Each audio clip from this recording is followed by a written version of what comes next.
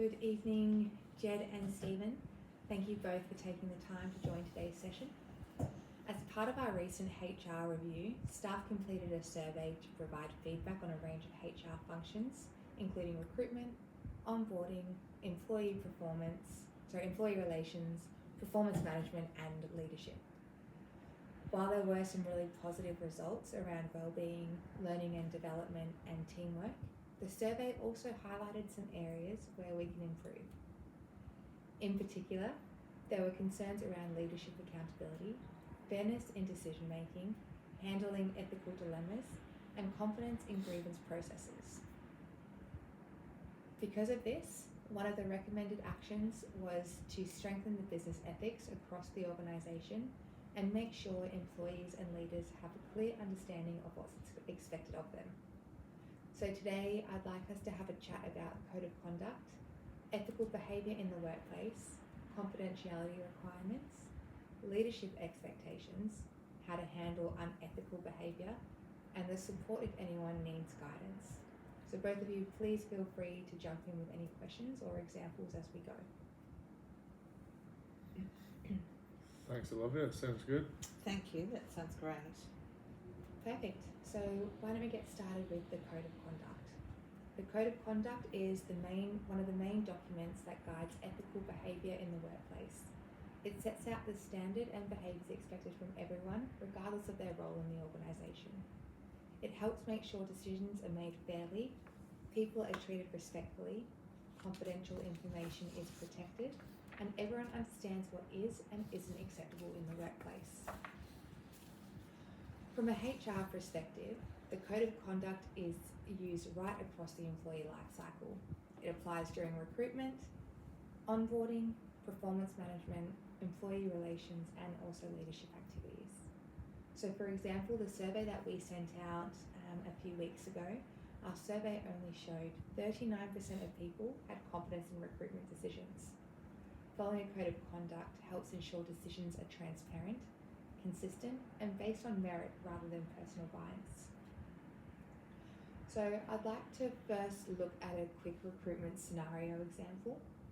Let's imagine a hiring manager has a friend apply for a role. Their friend meets some of the requirements, but there's another candidate who is clearly more suitable for the position.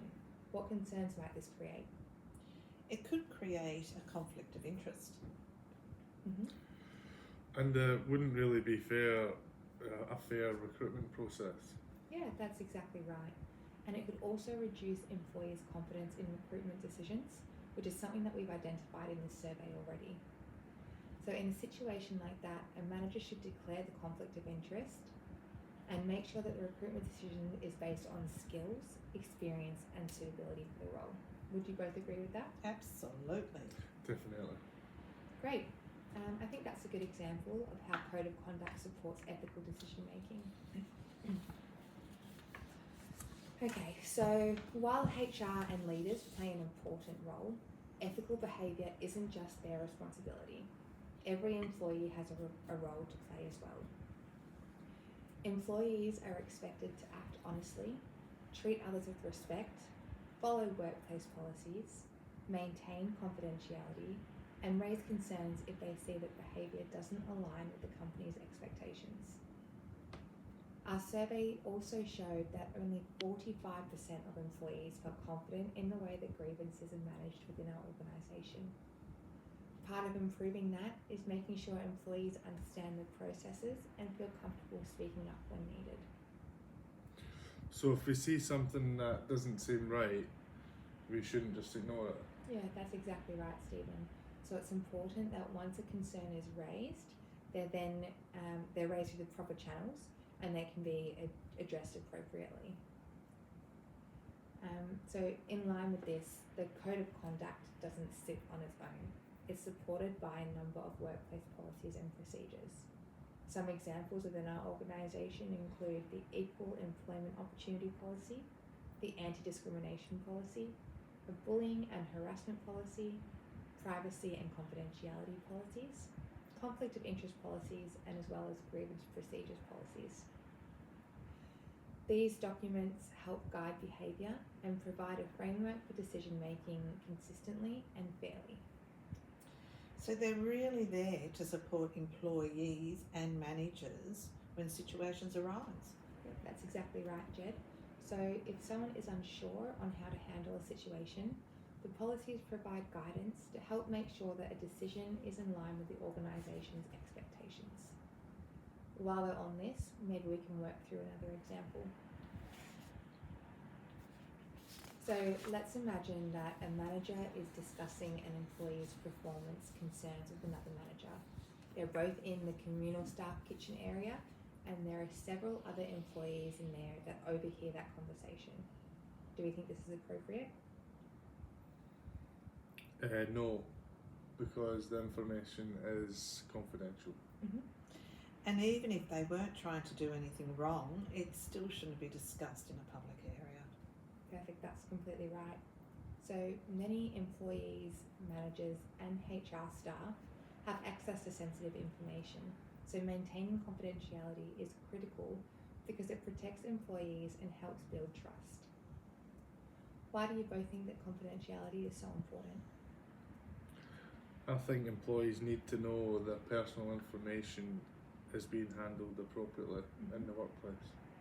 And they're more likely to raise concerns if they trust the process. Perfect, I like both of those answers. Another area that really stood out to us in the survey provided was leadership and development. So 40% of employees felt that leaders lacked accountability, and 57% felt that leaders weren't well prepared to handle ethical dilemmas. That tells us that there's an opportunity for leaders to strengthen their skills in ethical decision making. Leaders are expected to lead by example, follow policies, act fairly, maintain confidentiality, and address inappropriate behaviour when it occurs. If we're going to look at leadership and ethics, why do you think ethical leadership is so important? Because leaders set the tone for the whole team. And if the leaders aren't following the rules, employees probably won't do it either. Yeah, I completely agree. Could either of you maybe give me an example of a leader demonstrating ethical behaviour? By being transparent about all decisions. And treating everyone consistently and fairly. They're both great examples. So when leaders do those things consistently, employees are more likely to trust both their managers and the organisation. Now we can link this as well to performance management. So if we have a look at that and back to the survey again, the survey showed that only 49% of employees felt that they received adequate recognition, and only 48% felt that poor performance was managed appropriately. So let's have another scenario. Let's imagine two employees, they're performing at the same level, but only one regularly receives recognition. What impact could that have on the employees? The other employee could feel undervalued. It also may create a perception of favouritism. Exactly. Fairness and consistency are really important in performance management. Employees should have clear expectations, regular feedback sessions, and equal opportunities to be recognised for their contributions. Now we can also link this one to how we handle unethical behaviour. So sometimes situations arise where behaviour doesn't align within workplace expectations. If unethical behaviour occurs, employees should raise the concerns first through the appropriate process. This could be with their manager, a HR representative, or another authorised person within the business. The matter would then be reviewed, investigated where required, and managed according to organisational policies and procedures. If we look at some questions maybe around reporting concerns, why do you both think that some people may hesitate to report unethical behaviour? They might be worried that nothing will ever happen. Or they may be concerned about how it might affect them. Yeah, they're both actually really common concerns within organisations. It's important that employees know that they can raise concerns in good faith and that they'll be handled fairly and confidentially wherever possible. So if either of you have witnessed behaviour that went against company policy, what would you do first? I would speak with my manager or my HR and follow the reporting process. I'd also document whatever happens so the information's accurate. Perfect. They're both really good routes to take. So again, leading on from this, we can look at support and different training that's available. So the good news is that within our organisation, support is available if anyone is unsure on how to handle an ethical situation.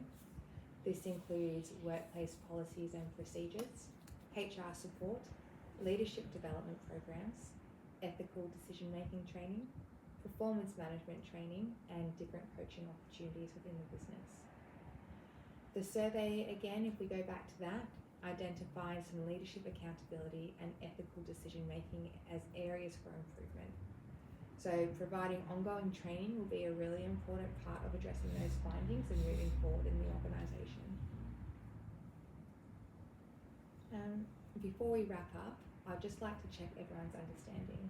So Stephen, why do you think the Code of Conduct is so important?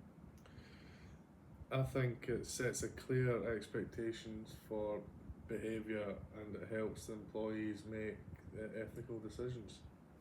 Perfect. And Jed, what role do leaders play in promoting ethical behaviour? Well, leaders need to lead by example. They need to act fairly, follow policies, and support ethical decision making. Exactly. Stephen, another question for you.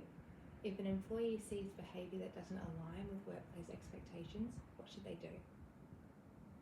They should raise the concern through the appropriate process and report it to the relevant person. Spot on. I think you've both got a really good understanding of what we're here for today.